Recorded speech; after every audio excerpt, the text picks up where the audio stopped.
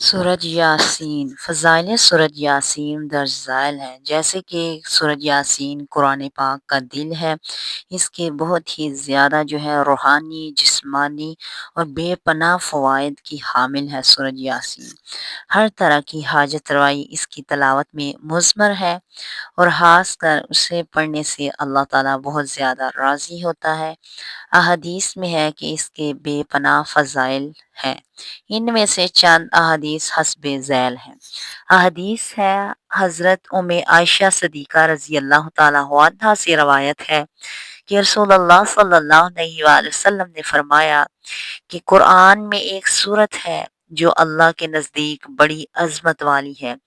جو اسے پڑھے گا اللہ تبارک تعالیٰ اس کو اس یاسین شریف کے پڑھنے سے شریف کے لقب سے نوازے گا۔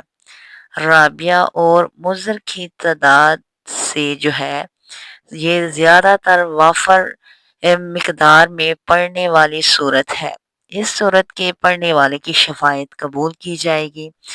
اس عظمت والی صورت کا نام سورۃ یاسین ہے۔ رابعہ اور مضمر عرب کے دو مشہور قبیلے تھے، اس لیے آپ لوگ اس سورۃ یاسین کو روزانہ پڑھنے کا معمول بنائیں۔